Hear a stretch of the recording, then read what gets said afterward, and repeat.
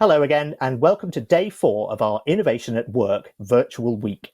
I'm Tom Standage, Deputy Editor of The Economist. Our theme today is where we work. Now, that used to be quite straightforward. People went to the office or some other workplace to work, and then they went home again. But as you will have noticed, much has changed in the past year. Many more people are now working from home, or is it more accurate to say that they now live at work? How do you draw boundaries between your domestic and work lives? What's the right balance, once it's safe to return to the office, between remote work and office work? How will demand for office space change? How do you manage a hybrid workforce?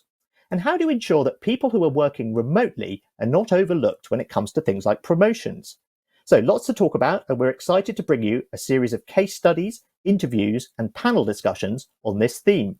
We'll be hearing from some of the world's most respected and innovative companies, including Aviva, IBM, IWG, GitLab, and WeWork. Before we get to that, I'd like to thank all the sponsors who've supported our Innovation at Work virtual week, including Anaplan, Citrix, Google Cloud, and Microsoft.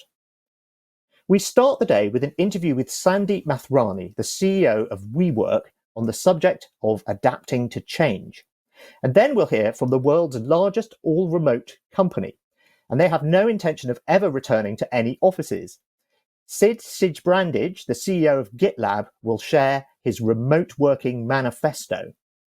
Then Nicholas Bloom of the Stanford Institute for Economic Policy Research will give us his post-pandemic predictions on the extent to which working from home is here to stay. We've got a panel discussion on hybrid working and whether it offers the best or worst of both worlds.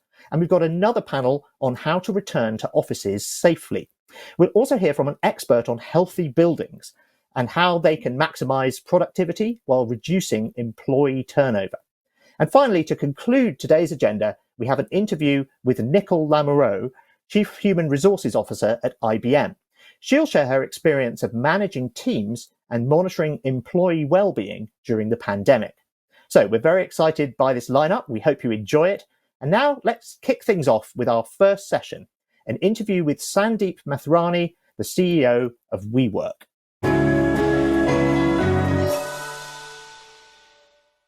Hello, welcome to Innovation at Work virtual week. Today it's Where We Work Day, and rather appositely, we're with the Chief Executive of WeWork, Sandeep Matherani.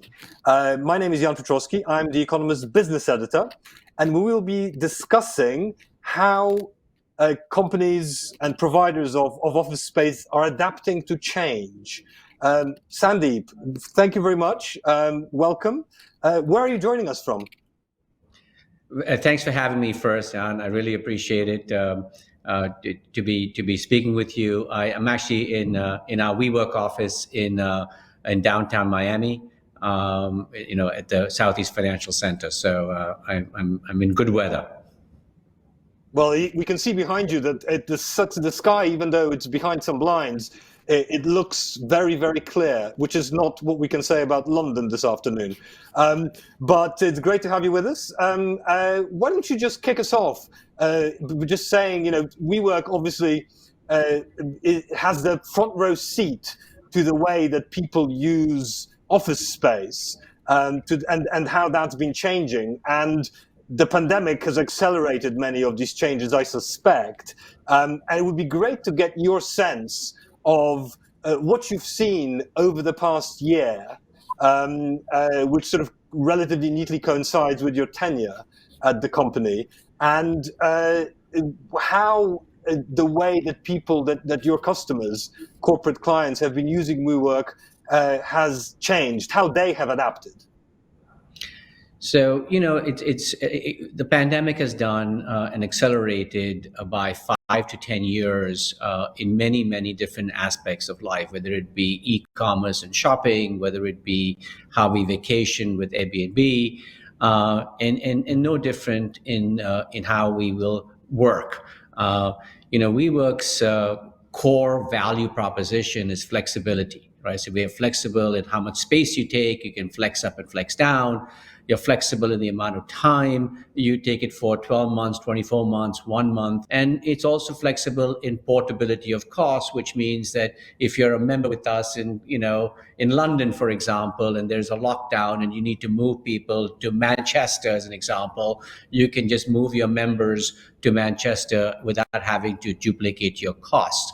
And so what the pandemic has shown a lot of our clients is that effectively they don't have to be obligated to a space for long periods of time. And you can therefore be flexible in your time that you have a commitment for. So those that actually came with us, those enterprise clients, those small businesses that had 1-year leases with us, and it may not have been good for us, whereby during that 1 year their term came up and they didn't have to continue to pay rent, but it actually showed the power of flexibility, right? And so as we see people coming back from the lockdowns, which we are seeing, for example, in China. China is back to pre-pandemic levels. Actually, our leasing activity for our memberships, our sales, is never been higher. It's at an all-time high. Same thing in Seoul, Korea. Same thing in Singapore. And as a matter of fact, even in the month of December in Europe and all of EMEA, we actually had more people who signed memberships with us than left us.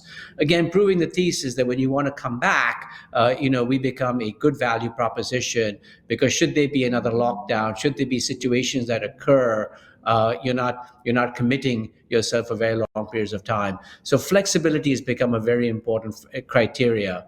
In addition, we see companies such as ourselves, who can serve for these large enterprise clients as a hub and spoke model. We've heard about that over and over again, whereby you have a hub in the central district of London, and you might have collaboration spokes in Waterloo and Paddington, as an example. And effectively, we become those spokes within the city. We become the spokes in secondary cities like Manchester, Birmingham in the UK, or in the United States when you want to go to Charlotte, North Carolina, or Raleigh, Durham, North Carolina, or Denver in Colorado, Austin in Texas, or where I sit right now in Miami in Florida.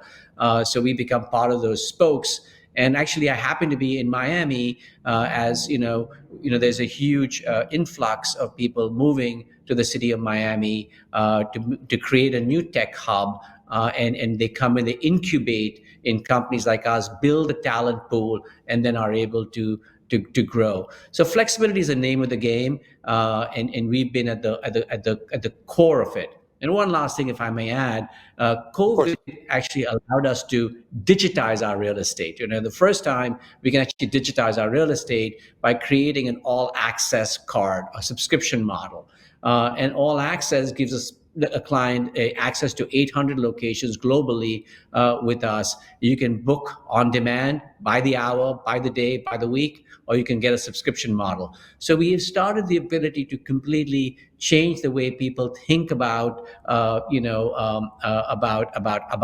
coming back to work. And we are really at that sort of at the crossing points of that, the word people use a lot right now, which is the hybrid, work from home 2-3 days a week and work from an office 2-3 days a week, and be able to have that level of flexibility. So flexibility is the value proposition, and it's just been accelerated dramatically. So I actually had a question precisely about that. And that's sort of, I'm in London at the moment in our offices, which normally house something like 200 people milling about.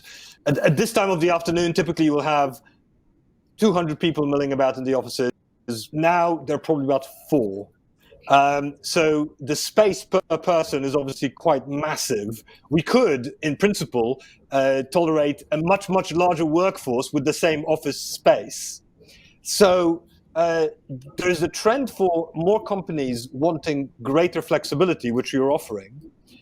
But for any particular company, the space that they need is lower, right? Because of the hybrid nature of work.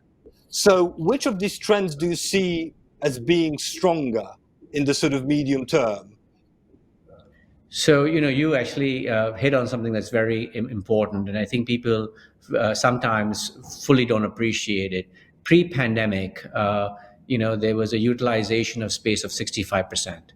Post-pandemic, the talk is it'll be 50%. So the delta is really 15%.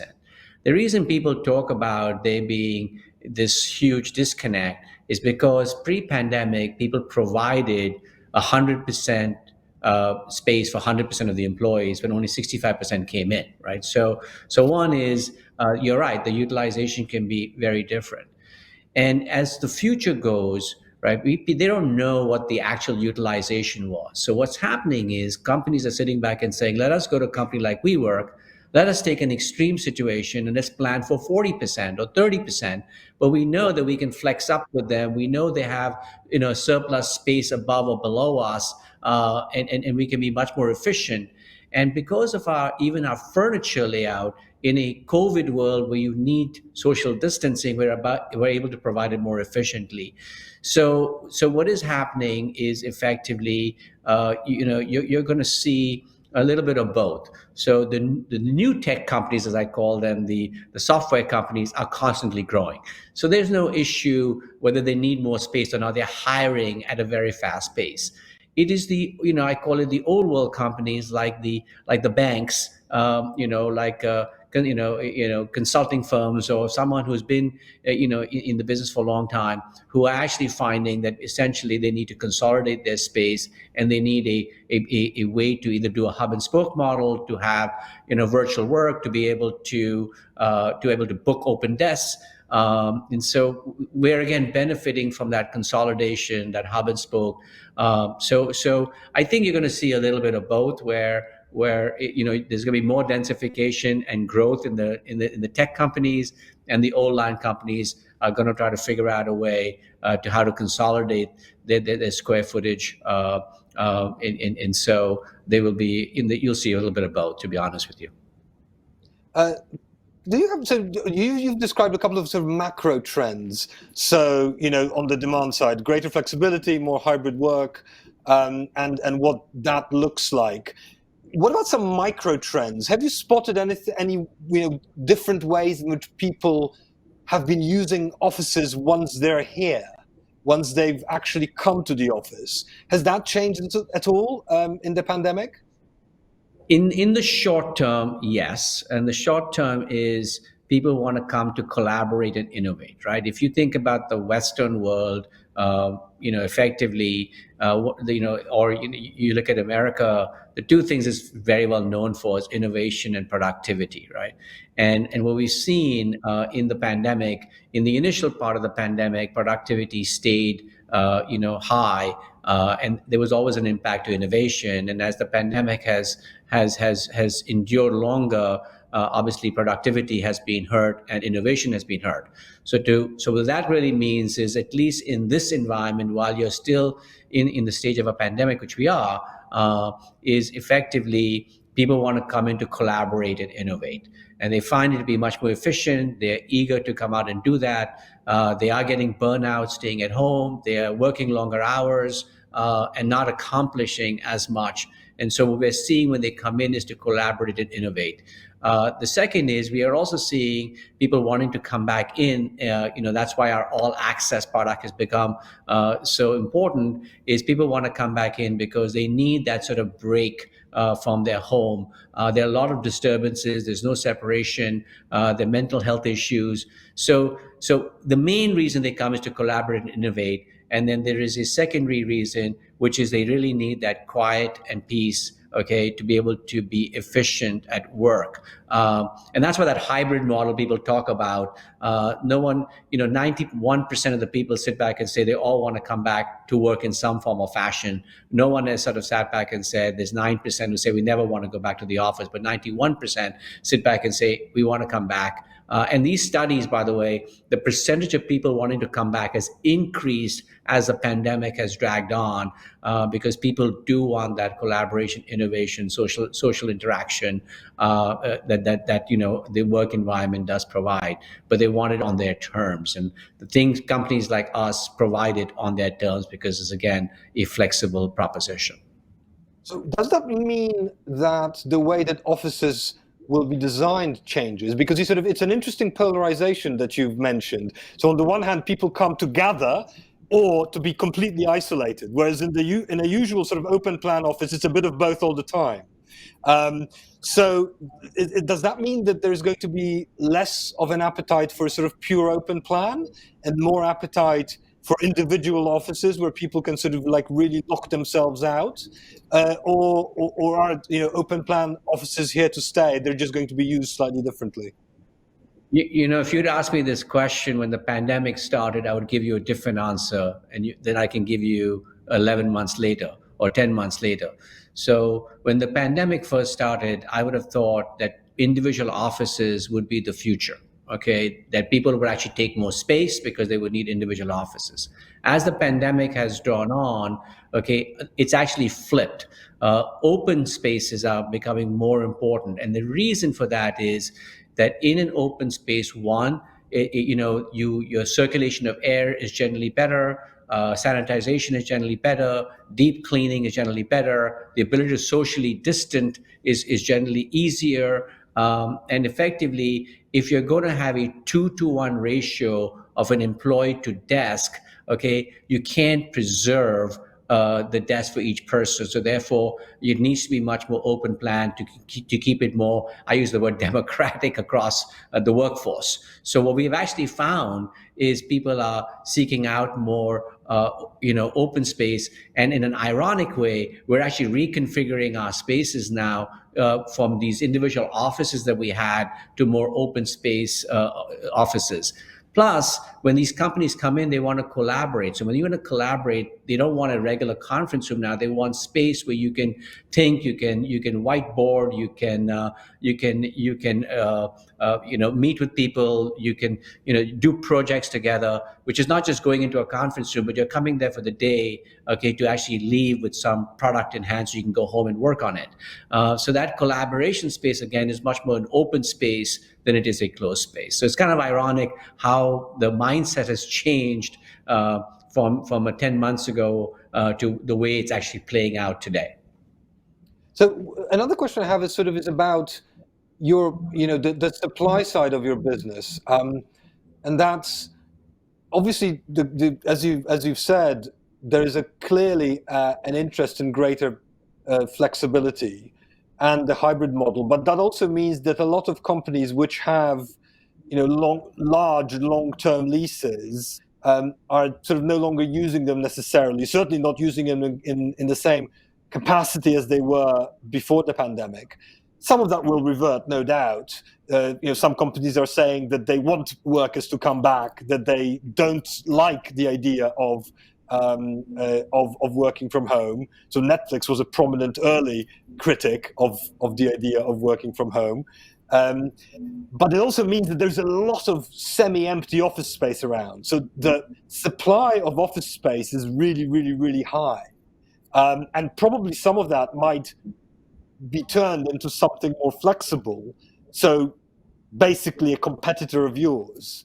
Do you see that happening? Do you see that office space, more office space in general, being turned into the sort of flexible offering that is your value proposition? So, very good question. I do believe that landlords will be creating their own flexible space because they need to keep their clients in place. They need to provide shorter terms. I use the word, good news is one.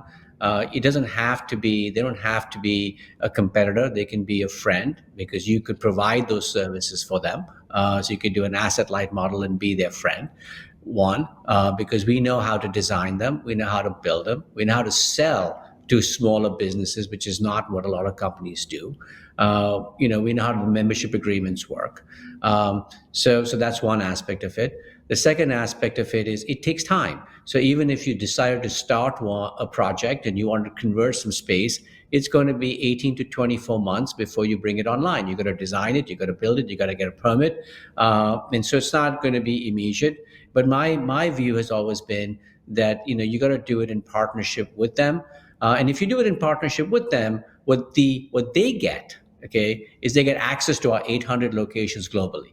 Right? If they do it themselves, yes, they can provide that flexibility in that one location. So just to pick the city of London, okay, if you do it in a building, in Mayfair. I mean, pick a location, but you live close to Paddington, and you feel on that 1 or 2 days a week that you want to go to a location next to Paddington. With WeWork, you can do that. You can go to any one of our 60 locations in London at no cost. And so you have that flexibility. So you can actually become their partner versus not being their partner, because effectively you can offer them that flexibility to their client, which if you just had one location, one space, okay, it may work, but it provides no flexibility, real flexibility, which is utilization of a network of locations.